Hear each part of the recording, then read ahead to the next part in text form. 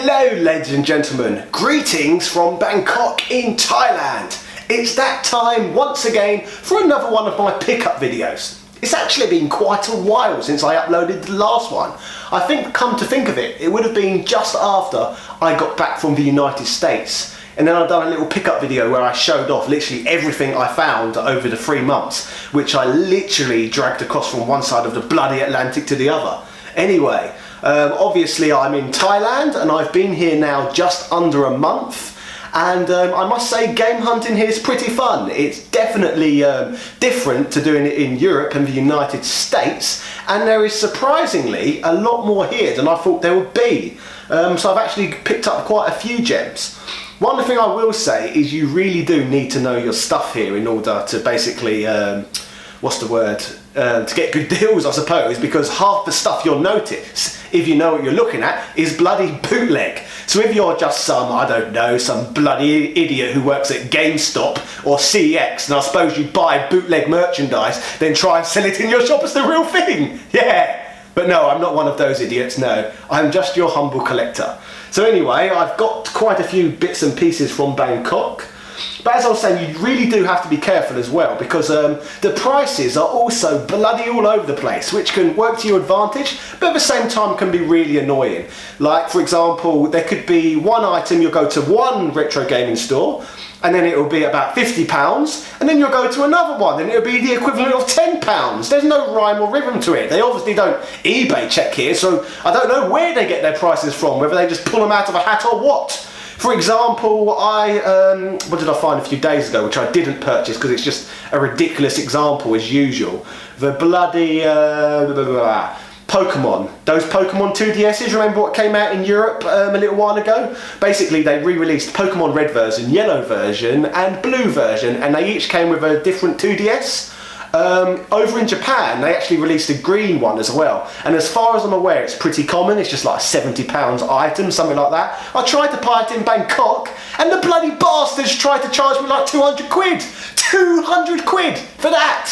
And that's pretty frequent here, really. But at the same time, you will find things which are well underpriced as well, so it does work to your advantage. I don't think they use eBay, because, well, they don't use eBay to price check, I don't think. Because, for example, there was one item I purchased in which there was no price on it. I brought it up to the counter, and the actual man working behind the counter actually, he phoned someone on Skype and physically showed them the game. And they was like, oh. And then they literally just made up a price. The price was pretty good, so I bought the game. So yeah, no eBay price checking, which is refreshing. Anyway, let's get to the actual pickups. This is the first thing, which I bought recently, a Nintendo bloody Switch. I'm sure you're bloody sick and tired of hearing about this thing by now, because every bloody idiot on YouTube is doing videos about this at the moment, whether they're their own bloody perspectives, unboxing. It's just crap. They're all a bunch of sheep, aren't they? Let's be honest. Anyway, with regards to that though, I think my story is a little bit different, as I have bought mine in Bangkok.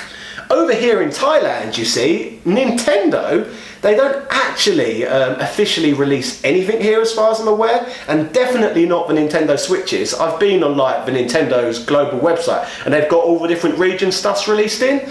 So surprisingly, this has been all over the shops anyway, but again, most of the shops are scalping bastards, and they're trying to sell it to people for absolutely outrageous prices. In most of the shops, I saw this for sale for the equivalent of £450, which for you Americans, as I know you make up such a large demographic on my channel, that's well over $500 bloody dollars for just a system without the game. And do you want to know what's most ridiculous? People have actually been paying it to buy these things. I've seen it firsthand. It's absolutely ludicrous. So I completely wrote off the chance of getting my own over here, literally yesterday actually, but luckily I found one today, and it was only £60 over the price I'd have to pay for in England, which I think is pretty good for a system what hasn't even been released in this region at all, 2 days after it's bloody released full stop. So I think, yeah, that's okay. And luckily as well, even the plug would fit in an English one at home, which is great. It's the British 3 prongs, so one would think this is it was probably destined for Hong Kong, I should imagine, since that was under British control not too long ago in history. So maybe they have the same electrical as us? Don't know, but that's just my assumption. Okay, that's enough boring Switch. Let's Bloody sweet. Oh, that's a terrible joke. I hate myself. Anyway, let's carry on. Whilst on the subject of Nintendo, I've also picked up the Famicom Mini, as opposed to the NES Classic Edition, as they call it in America, and the NES Mini, as it's known in Europe. Anyway, this again, it was very cheap. I think I paid the equivalent of about £60 for it, which is the price the bloody NES Mini was meant to be at home before it got scalped to absolute buggery.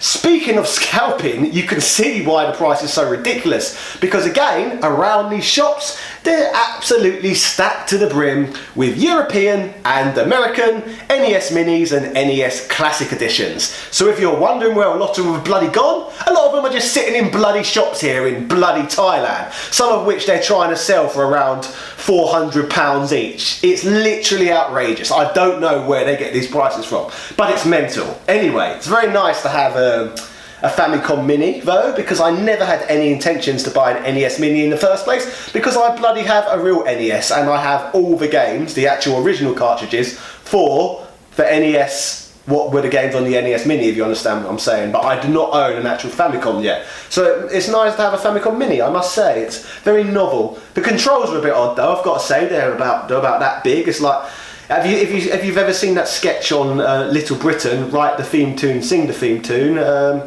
they basically look like they would be controllers in that sketch. Anyway, what else have I got? A Pokemon game.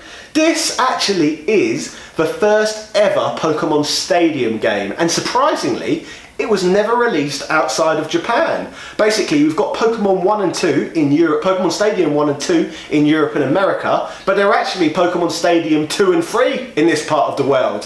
So I suppose this would be Pokemon Stadium 0. Pokemon Stadium 1 in my part of the world has 151 Pokemon in.